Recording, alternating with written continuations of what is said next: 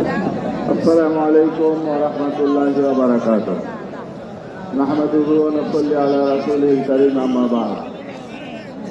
Islamic যুব আন্দোলন কর্তৃক আয়োজিত আজকের এই পঞ্চম যুব কনভেনশনের সহযোদ্ধা সভাপতি যুব নেতা নেসারউদ্দিন, আজকের এই কনভেনশনের এই ঐতিহাসিক সোহরাওয়ার্দী উদ্যানের এই যুব সম্মেলনে প্রধান অতিথি বাংলাদেশের গণমানুষের প্রিয় নেতা, আমাদের প্রাণের স্পন্দন, ইসলামী আন্দোলন বাংলাদেশের মোহতারাম আমির হযরত পীর শাফিউদ্দৌলা চরমনাই, জাতীয় নেতৃবৃন্দ, ইসলামী আন্দোলন বাংলাদেশের কেন্দ্রীয় নেতৃবৃন্দ, অন্যান্য বন্ধু প্রতিম সংগঠনের নেতৃবৃন্দ, প্রিয় সাংবাদিক বন্ধুগণ ও ইসলামী আন্দোলনের প্রাণ শক্তি, ইসলামী যুব আন্দোলনের আমার প্রিয় যুবক ভাইয়েরা,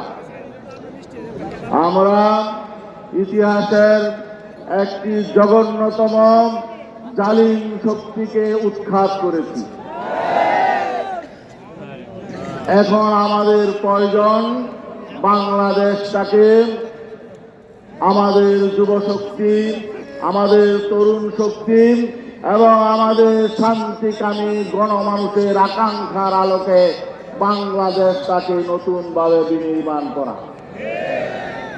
নতুনভাবে বিনির্মাণ করতে হলে আমাদেরকে গোটা জাতিকে, যারা দেশপ্রেমিক, যারা শান্তিকামী, তাদের সবাইকে ভূমিকা পালন করতে হবে। আমরা একটি প্রবণতা লক্ষ্য করেছি, জুলাই বিপ্লবে দুটি পক্ষ শুধু ছিল, একটি ছিল ফ্যাসিবাদী আওয়ামী লীগের পক্ষে আর গোটা দেশ ছিল তাদের বিপক্ষে। কিন্তু 5 আগস্টের পরে ক্ষমতায় কে যাবে এ নিয়ে বিভিন্ন রকম মেরুকরণ হচ্ছে এবং জাতির মধ্যে, রাজনৈতিক সংগঠনগুলোর মধ্যে আমরা বিভিন্ন রকম বিভক্তি দেখতে পাচ্ছি। আমরা পরিষ্কার বলতে চাই, ক্ষমতায় কে যাবেন এটা নির্বাচনে জনগণ নির্ধারণ করবে। তবে এটা পরিষ্কার, ফ্যাসিবাদী আওয়ামী লীগ আর ফিরে আসবে না, তাদের সহযোগীরা আর আসবে না।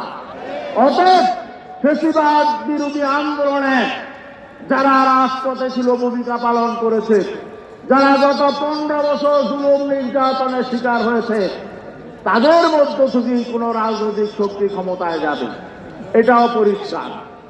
এদের মধ্যে আমরা দেখতে পাচ্ছি বাংলাদেশের জনগণের মধ্যে দুটো শক্তিকে নিয়ে আলোচনা হচ্ছে। একটি শক্তি বিগত দিনে কয়েকবার ক্ষমতায় ছিল, আর একটি শক্তি হলো বাংলাদেশে ইসলামপন্থী শক্তি।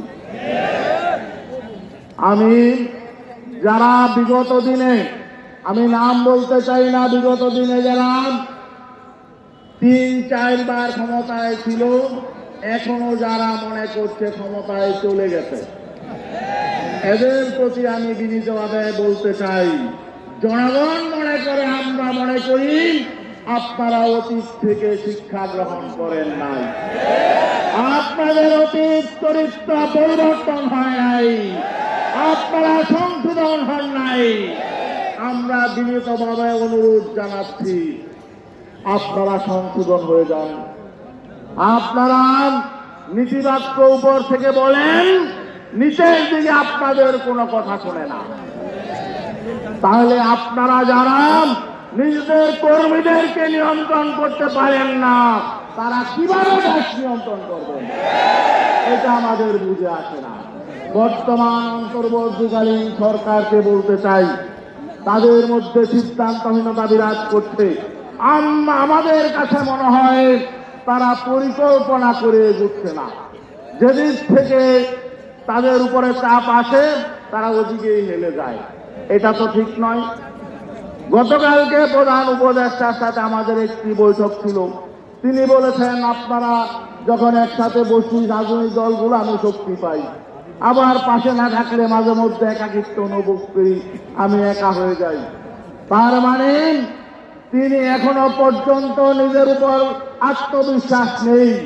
আমরা পরিষ্কার বলতে চাই, আপনি জুলাই বিপ্লবের পরে ঐক্যবদ্ধভাবে জনগণ আপনাকে গ্রহণ করেছিল, আপনাদেরকে বসিয়েছে।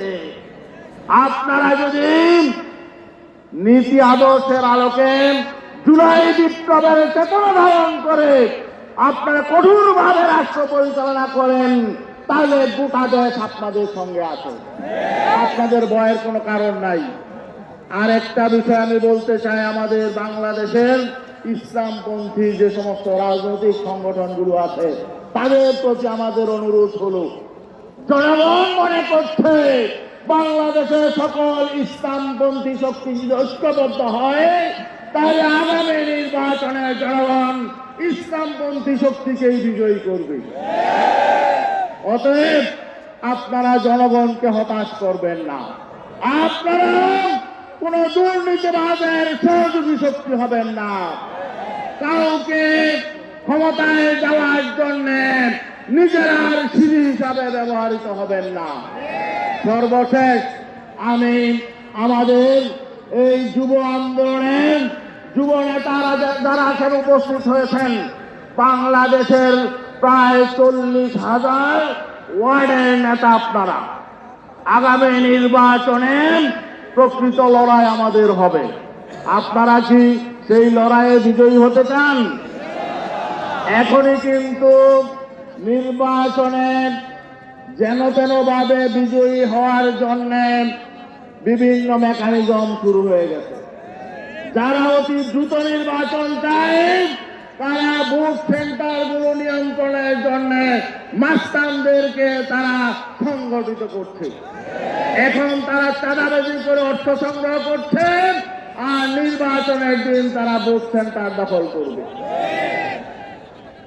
আর আমি আমাদের এই যুব শক্তিকে বলতে চাই, এই বাংলাদেশে জাতীয় নির্বাচনে প্রায় 42,000 ভোট সেন্টার রয়েছে।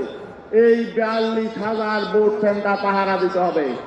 তার আগে ভোটার তালিকা ঘরে ঘরে গিয়ে সংশোধন হবে। যারা ভোটার হয় না এখনো, প্রত্যেক এলাকায় গিয়ে গিয়ে বাড়িতে গিয়ে গিয়ে তাদেরকে ভোটার তালিকায় তাদের নাম অন্তর্ভুক্তির জন্য সহযোগিতা করতে হবে।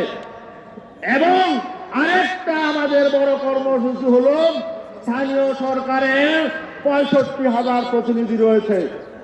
ইউনিয়নের ওয়ার্ড মেম্বার, ইউনিয়ন চেয়ারম্যান, উপজেলা চেয়ারম্যান, ভাইস চেয়ারম্যান এবং পৌরসভা কাউন্সিলর, মেয়র সহ প্রায় 65,000। আজকে এই সম্মেলন থেকে গিয়েই এই 65,000 প্রতিনিধি যুব আন্দোলনকে ঠিক করতে হবে। রাজি আছেন ইনশাআল্লাহ? আল্লাহ রাব্বুল আলামিন আমাদেরকে মানুষের আকাঙ্ক্ষা পূরণের জন্য এবং আল্লাহ রাব্বুল আলামিন তার জমিনকে যেভাবে দেখতে চায় সেভাবে সাজানোর জন্য, মানুষের অধিকার প্রতিষ্ঠার জন্য আমাদেরকে কবুল করুক। আরেকটি বিষয় শেষ করতে চাই, জুলাই বিপ্লবকে ইতিহাসে যাতে ধারণ করা হয় এজন্য ছাত্ররা একটি প্রোক্লেমেশন চাচ্ছে, কিন্তু অনেকে বিরোধিতা করছে, যারা কোনো আর সময় নাই। 5 মাস 6 মাস পরে ঘোষণাপত্রের সময় নাই, সময় আছে, সময় চলে যায় নাই। অবশ্যই এই সরকার, অন্তর্বর্তীকালীন সরকারকেই এই জুলাই বিপ্লবের একটি ঘোষণাপত্র প্রকাশ করতে হবে। ছাত্রদের যাতে নিয়ে আর আন্দোলনে মাঠে নামতে না হয়, এটা আমাদের বার্তা। আশা করি কে চাইলো কে চাইলো না, যারা আন্দোলনে নেতৃত্ব দিয়েছে, যারা জীবন দিয়েছে, তারা এটা চায়। অতএব কে চাইলো কে চাইলো না দেখার বিষয় নয়, একটি ঘোষণাপত্র থাকতে হবে। আসসালামু আলাইকুম। সংগ্রামী সহযোদ্ধা বন্ধুগণ,